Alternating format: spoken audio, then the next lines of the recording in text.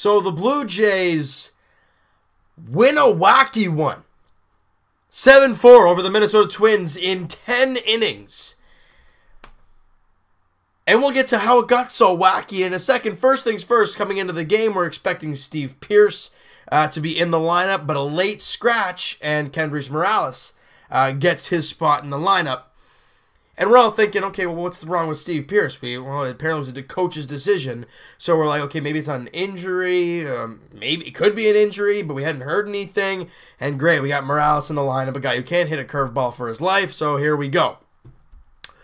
And it didn't start out great for the Blue Jays, because in the very first inning, Marcus Stroman on the mound, you wanted him to dominate early on, and he did not. Couldn't find the strike zone, and when he did, he was throwing meatballs. Joe Mauer, who's not a home run hitter, on a 3-1 pitch, drills a home run to right field, and it's 1-0. Then Eddie Rosario doubles to center field. Max Kepler comes home to score, and it's a 2-0 lead in the first inning. He gets out of it, thank goodness. And the Jays really, though, they can't get much offense going. Estrada does find himself, however, and the Jays get a little bit of offense coming. And you wonder who got the offense started? K-Money! Kendrys Morales on a 3-1 pitch in the fifth inning just belts one deep and gone. His second home run of the year. Great to see him connect for one. And the Jays cut the lead in half. It's 2-1. And later in that inning, Luke Maile comes home to score on the Justin Smoak single, and we're tied. So the Blue Jays come back from 2-0, have no offense going through the first four, and bang, bang, bang, they're tied at 2 after the fifth. And in the sixth inning, who's up again? K-Money gets in a hitter's count 2-1 and just plasters a ball. Gets a fastball in the inner half, turns on it, and drills it out of here. So somebody who wasn't supposed to play in the game comes up with 2 home runs. He was 3 for 3 in the game. Or at one point he was 3 for 3. I'm not exactly sure if how he ended the game. Let me find him here. He ends the game 3 for 3 with 2 home runs, 2 RBIs, 2 runs scored, and he also walked a couple times. Big night for Kendrys Morales. You go to the bottom of the sixth, however, Eddie Rosario hits a 2-run shot off of Marco Estrada, and a lot of Jays fans probably like, should he have kept Marco in going into that inning? 94 pitches. That is a lot of pitches through 5 innings, but they wanted to try and push him through 6. Ends up backfiring, giving up the 2-run shot, and your lead that you had 3-2 is gone. It's 4-3 Minnesota Twins. And this is where things get funky, because in the 8th inning, Addison Reed was on the mound for the Minnesota Twins, and leadoff walk to I'm trying to find it here, Justin Smoak, and then this Blue Jays team, I don't know what they've done all year long, but they've consistently found ways to get big hits late in ball games. Yangervis Solarte comes up in a great hitter's count 3-1, and he pulls a ball in the inner half down the line, stays fair. Smoak gets to third, he gets to second. Next up, Kevin Pillar. All right, all you need to do is get the ball to the outfield, fairly deep though, because Smoak's at third base, and you'll get a run. What does Pillar do? On the first pitch, it's a ball up, and he kind of barrels it up, puts it deep into left field. Plenty of room for Justin Smoak to come in to score, there we go, and we are tied 4 apiece.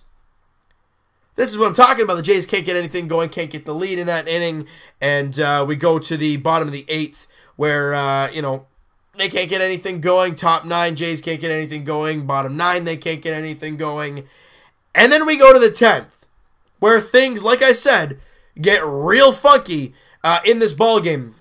Coming on the mound was Curtis, the reliever for the younger reliever for the Minnesota Twins, and clearly you saw today, why he's so young. He's so raw as a reliever, but you look at what happened here. All right, he comes in and gives up a double to Kevin Pillar off the wall, and we are in business here. Guy at second base with nobody out. Gurriel then strikes out, so guy at second with 1 away. They intentionally walk Morales, and rightfully so. At that point, he already had 1 walk and 3 for 3 with 2 home runs and a single. So, yeah, he's red hot. You don't even want to pitch to him. So they got first and second with one out. Kevin Pillar, who actually in the post-game interview said that, I saw his pickoff move earlier on, so I kind of know what I expected. He got a great jump, steals third, so first and third. And a little bit later on in the event, K-Money, have a game, my man. Has a little stutter step and then steals second. This guy lumbering down, give him an oxygen tank at second base. Holy smokes. Just a great job there. And we got runners at second and third with one away. And the go-ahead run is at third base. But can they come up clutch is the key. Well, next batter, Luke Maley, the mailman. He's been clutch this year. Well, he walks, bases loaded, one away. And a wild pitch. I think it was to Aledmus Diaz.